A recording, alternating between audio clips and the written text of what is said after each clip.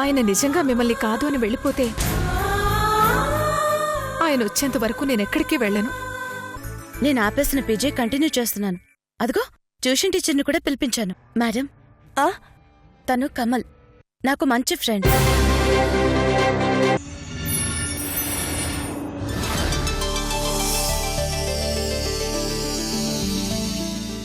మబ్బులు ముసిరిన ఆకాశానికి హరివిల్లే అభిషేకం,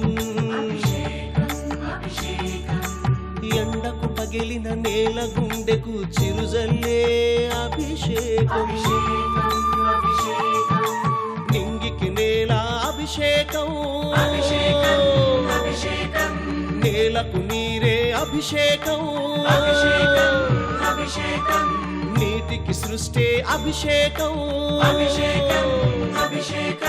సృష్టికి కన్నే అభిషేకం, కంటికి చూపే అభిషేకం, మార్పుకి తీర్పే అభిషేకం, ప్రేమాభిషేకం, పుష్పాభిషేకం, అమృతాభిషేకం.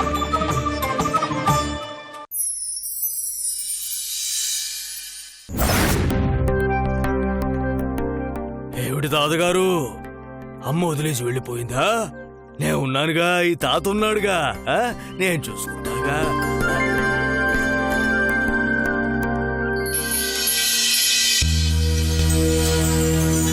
మాస్టారు, మాస్టారు, రండి రండి తొందరగా. ఏమైందయ్యా? ఒకసారి అటు చూడండి, అటు చూడండి మాస్టర్.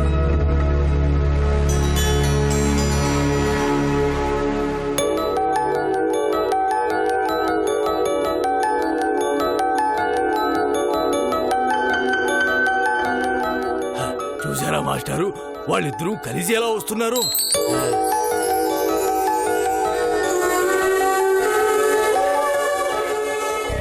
అనుకుంటాం గాని భార్యాభర్తల మధ్య కోపాలు అలకలు ఎంతకాలం ఉంటాయి? ఇట్టే కలిసిపోతారు. అదిగోరా తాత, అమ్మా నాన్న కలిసి వస్తున్నారు.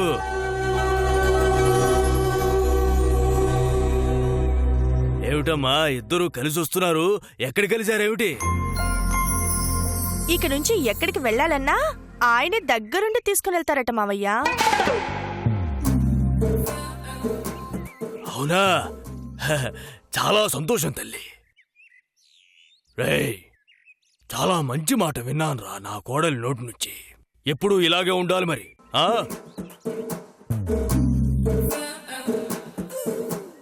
అవునమ్మా. అను, నువ్వు వెళ్ళిన పని ఏమైంది? ట్యూషన్ చెప్పడానికి ఒప్పుకున్నాను మావయ్య. అయినా నీకెందుకమ్మా, హాయిగా బాబుని చూసుకోవచ్చుగా. ఇంట్లో ఉండి వాడు ఎలాగూ సంపాదిస్తున్నాడుగా. పాపం ఆయన ఒక్కరి సంపాదన ఏం సరిపోతుంది మావయ్య. ఏదో వేన్నెలకి చన్నీళ్ళలాగా ఉండాలి కదా. బాగా చెప్పావు తల్లి. ఇది ఇది అసలైన దాంపత్యం అంటే. ఇలా ఉండండి. అమ్మా అను, ఇదిగో బాబుని తీసుకో. అమ్మా తాత, అమ్మ దగ్గరికి వెళ్ళరా. అమ్మ ఇంట్లో పాలు అయిపోయి నేను పాల డైరీకి వెళ్ళొస్తాను. తాత,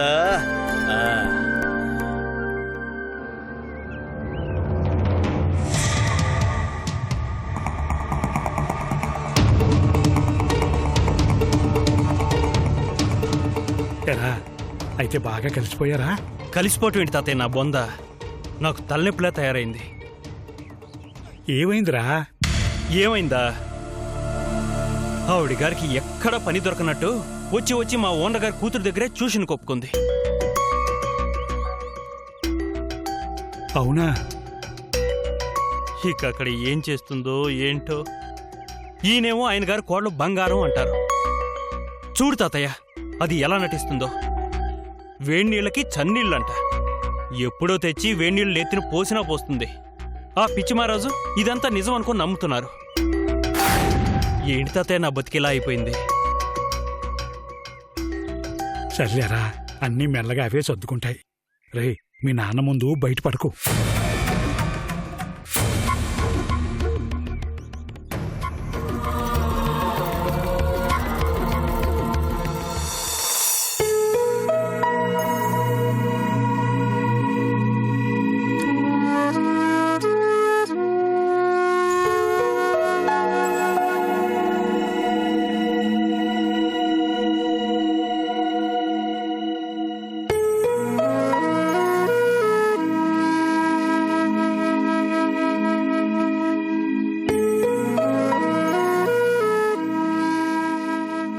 మా గౌరీ, ఏంటత్తయ్యా?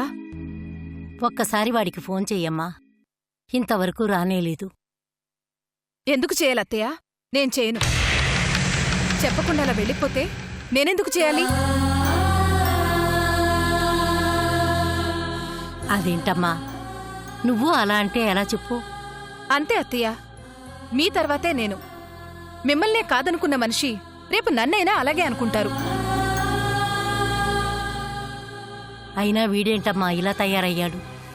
ఎంత పట్టుదల ఉంటే మాత్రం ఆయన పరిస్థితి చూసైనా కొంచెం తగ్గితే ఏమైంది? అడుగో వచ్చినట్టున్నాడు.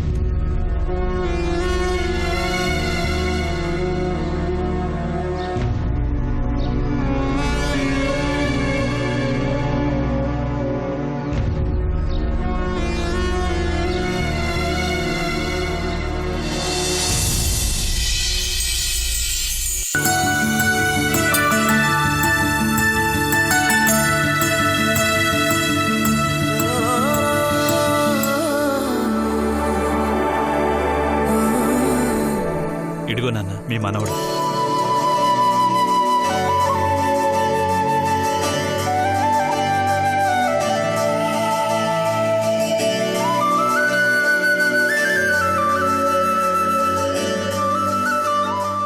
ఏంటి అలా చూస్తారు? వీడిని స్కూల్ నుంచి పర్మిషన్ తీసుకుని రావడానికి కొంచెం లేట్ అయింది.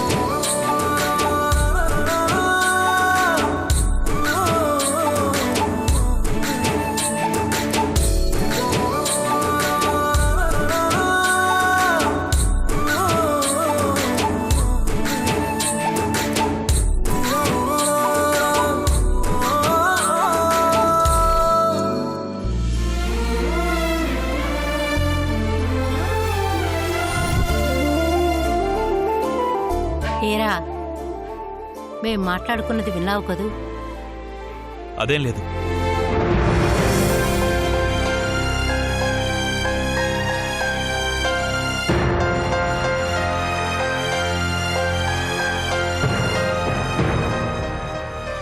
ఇడుగోనయ్యా నీ మనవడు నీ ఊళ్ళోనే చేరాడు.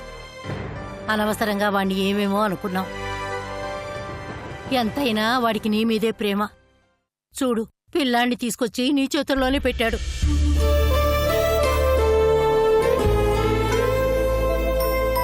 నీ పేరేంటి? గోపాలకృష్ణ. గోపాలకృష్ణ, బాగుంది. మరి నీ పేరు? నా పేరా? మీ నాన్నని అడుగు చెప్తాడు. నా పేరు ఎలాగూ పెట్టలేదు. కనీసం మా తాత పేరేమి అని వాడికి గుర్తు చేయరా? ఏంటి, వాణ్ణి తీసుకొచ్చి మీ మనవడానిచ్చారు? ఇస్తే తప్పేంటి? వాడు రేఖ కొడుకు. అయితే నీ కొడుకులా నువ్వు పెంచట్లేదా? రేఖ కంటే ఎక్కువగా నువ్వే అమ్మలా చూసుకుంటున్నావు కదా.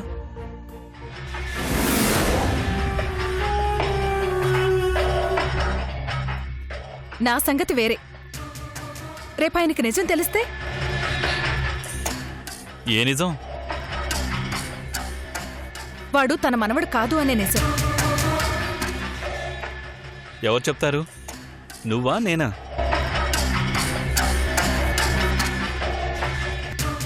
మీ మాజీ ప్రియురాలు రేఖ.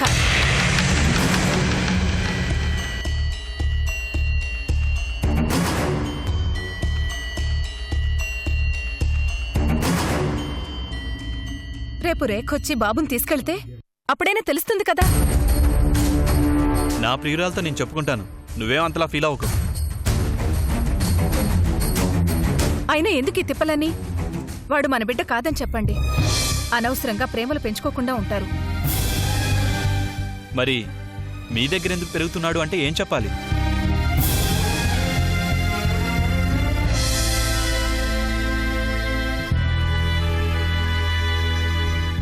మనం పడుతున్న గొడవలు చాలు, వాళ్ళకి చెప్పాల్సిన పని లేదు.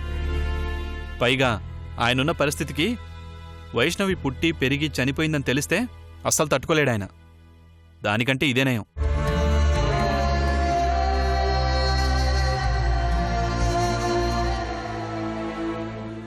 ఇలా ఎంతకాలమని మభ్య పెడతారు? ఇందులో మభ్యపెట్టేదేం లేదు. వాడు మన బిడ్డే, అలాగే ఉంటాడు. వాళ్ళ మనవడిగానే పెరుగుతాడు. బాధ పెట్టే నిజం కన్నా కష్టం కలిగించే అబద్ధం చాలా మంచిది. అదే నా సిద్ధాంతం కూడా. అవునులే, మీరు బ్రతికేదే అబద్ధాల మీద కదా. మీ ఇష్టం వచ్చినట్టు చేసుకోండి.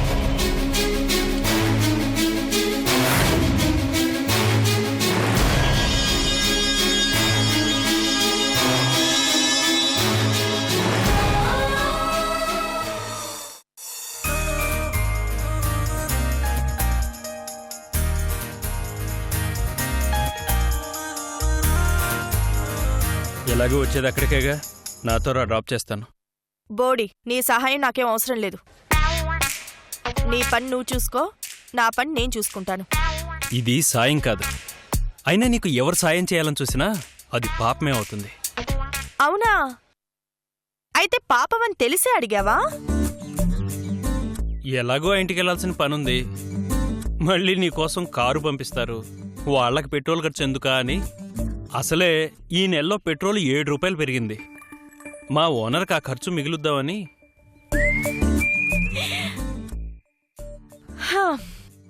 పర్వాలేదు, అవసరం అనుకుంటే వాళ్ళు నా కోసం 2 లీటర్లు ఖర్చైనా పెట్టగలరు. నువ్వు నీ పని చూసుకో, అనవసరమైన విషయాలు ఇంటర్ఫీర్ అవ్వద్దు. సరే, నీ కర్మ.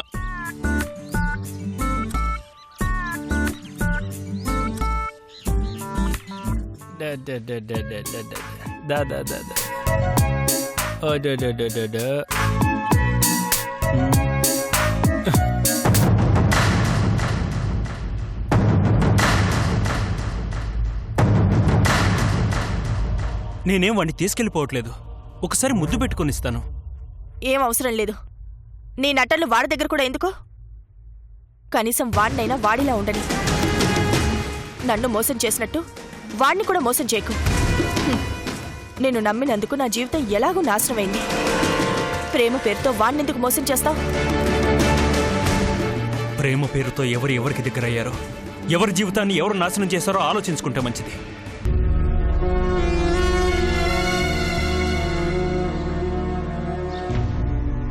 అసలు తప్పు నీది కాదు, నాది. నేనే ఆ రోజు ప్రేమ పెళ్లి అంటూ నీ చుట్టూ తిరగకుండా ఉండుంటే ఈరోజు ఇలా మాటలు పడాల్సి వచ్చేది కాదు. అప్పట్లో నాకు తెలియదు కదా నువ్విలాంటి మనిషివని. ప్రేమ వల్ల మనిషిలో వివేకం నశించిపోతుంది అంటారు. నాకు అక్షరాల అదే జరిగింది. ఛీ, నాకు అసలు బుద్ధి లేదు. ఛా!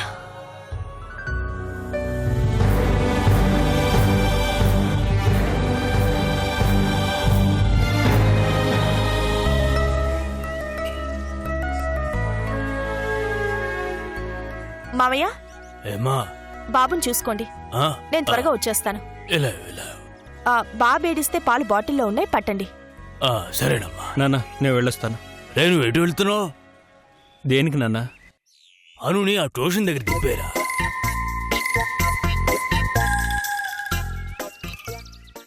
నేనా? అలాగే నాన్న. తనకిష్టమైతే నేనెందుకు కాదంటాను. రమ్మని చెప్పండి.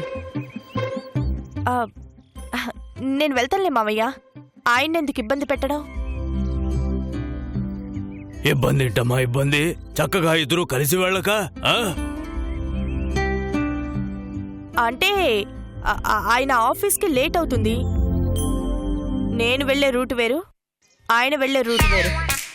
ఏం పర్వాలేదమ్మా, నిన్ను దింపేసి వెళ్తాడులే. ఏం పర్వాలేదు. ఎలా దింపేసి వెళ్తావుగా? నాకేం అభ్యంతరం లేదు నాన్న. తనకేమైనా అభ్యంతరం ఉందేమో అడగండి. ఏమ్మా, నీకేమైనా అభ్యంతరమా? అలాంటిదే లేదు మావయ్య. ఇందాక డ్రాప్ చేస్తారా అంటే నాకేదో పనుంది, నీ దాన్ని నువ్వు వెళ్ళు అన్నారు. ప్లేటు బాగానే మార్చావు. చెప్తా. పనుంది అన్నానా? అనే ఉంటాను. కానీ నువ్వు వస్తాను అంటే ఆ పని తర్వాతైనా చేసుకోవచ్చు. నేను లేటుగా వెళ్ళినా మా ఓనర్ గారు ఏమీ అనరు. కానీ నువ్వే కదా నేను డ్రాప్ చేస్తాను అంటే ముందు మీ పని ముఖ్యము అన్నావు. చదువు లేకపోయినా ఈ తెలివితేటలకేం తక్కువ లేదు. ఆ, నాకు అర్థమైందిరా, అర్థమైందమ్మా. మీరిద్దరూ ఇంకా అర్థం లేని పంతాలు వదిలిపెట్టలేదు. నువ్వు అమ్మాయిని తీసుకువెళ్ళరా. అమ్మా, నువ్వు వాడితో వెళ్ళు. అది కాదు మావయ్య. అను, నేను చెప్తున్నాను కదా, నువ్వు వెళ్ళు వాడితో. రా పద పద.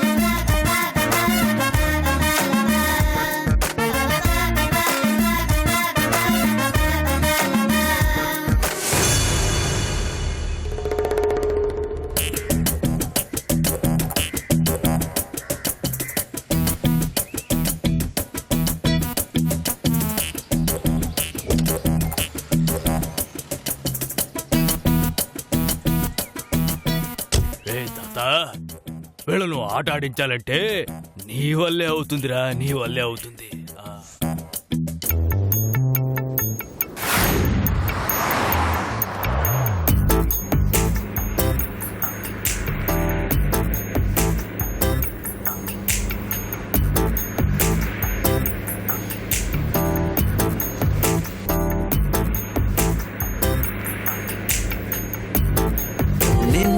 నిన్నే నే చూస్తూ ఉంటే నన్నే నే మరిచానే.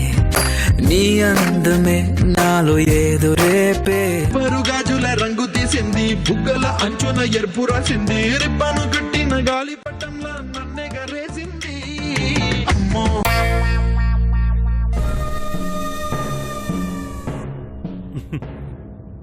చూడు, ఎన్ని వంకలు తిరిగినా ఎన్ని కొండలెక్కినా చివరికి నది సముద్రంలోనే కలుస్తుంది. పాట ఆపినంత మాత్రం సరిపోతుందా? నాతో కలిసి రాక తప్పలేదు. చూసావా, నేనే నీ మొహం చూసి రాలేదు. ఆ పెద్దాయిని ఇబ్బంది పెట్టడం ఎందుకని వచ్చాను. కారణం ఏదైతేనేమిలే, చివరకు నా దారికి వచ్చావుగా. నీ దారి కరెక్ట్ అయితే నీ దారినే నడిచేదాన్ని. కానీ ఆ దారి కరెక్ట్ కాదని తెలిసాకే నా దారి నేను చూసుకున్నాను. నేనొచ్చింది ఆ పసివాడికి తాతయ్యని దూరం చేయటం ఇష్టం లేక, అంతేకాని నీతో కలిసి బతకడానికి మాత్రం కాదు. హలో, నేనేదో నీతో కలిసి బతకాలని అనుకుంటున్నాను అనుకున్నావా? నాకు నువ్వంటే అసహ్యం. నువ్వు వస్తావని మీ అమ్మ రాయబారం పంపించినా మొహాన తలుపేసి పంపించాను, మర్చిపోయావా? కాకపోతే బాబుని కన్న తండ్రిగా నా బాధ్యత నేను నిర్వర్తించాలి కాబట్టి నేను భరిస్తున్నాను. ఏదో మాట వరుసకు నిన్ను డ్రాప్ చేస్తానన్నానే గాని నాకు నీతో తిరగాలన్న సరదా ఏం లేదు. అలాంటప్పుడు నాకు పనుంది అని నీ దారి నువ్వు పోవచ్చుగా. నీలా అబద్ధాలు చెప్పను. పక్కవాళ్లు బాధపడుతున్నా మొండిగా బతకటం నాకు చేత కాదు. శత్రువైనా కష్టాల్లో ఉంటే సాయం చేయటమే నాకు అలవాటు. అవును పాపం, ఎంత మెత్తటి మనసో. నీ ఎదవ తెలివితేటలు నా దగ్గర ప్రదర్శించకు. మావయ్య గారిని అడ్డం పెట్టుకుని నాకు దగ్గర కావాలని చూస్తున్నావు. సిగ్గులేదు? పిచ్చివాగుడు వగవంటే పళ్ళు రాళ్ళ కొడతాను. నీకు దగ్గర కావాలన్న ఆలోచనే నాకు అసహ్యంగా అనిపిస్తుంది. ఎప్పటికైనా నువ్వు నన్ను చూపించి నా భర్త అని చెప్పుకొని నా కాళ్ళు పట్టుకోవాలే కాని నువ్వు నా భార్య అని నేనెప్పుడు చెప్పుకోను. అలాగా? అయితే ఆ మాట మీదే నిలబడు. ఇంట్లోనే కాదు, బయట ఎక్కడా నేను నీ భార్య అని చెప్పొద్దు. చివరికి నేను పనిచేసే ఆ ఇంట్లో కూడా చెప్పకు. ఆ కర్మ నాకేం పట్టలేదు, ఆ అవసరం కూడా లేదు. నువ్వు సిగ్గు విడిచి చెప్పుకుంటానంటే నాకేం అభ్యంతరం లేదు. నేనా? చచ్చినా చెప్పుకోను. ఎప్పుడైతే ఆ ఇంటికొచ్చిన నన్ను అవమానించి పంపించావో ఆ రోజే నా దృష్టిలో నువ్వు లేవు. నేను పొరపాటును కూడా నీ గురించి ఎత్తను. చూద్దాం, ఏ రోజుకైనా నువ్వే చెప్పుకుంటావు పలానా కమలే నా మొగుడు అని. చావనైనా చేస్తాను కానీ నేను మాత్రం అలా చెప్పుకోను.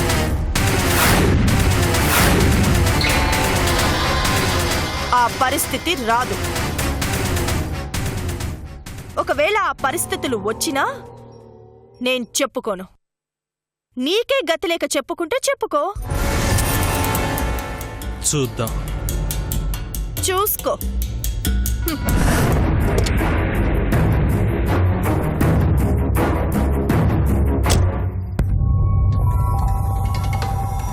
ఆటో.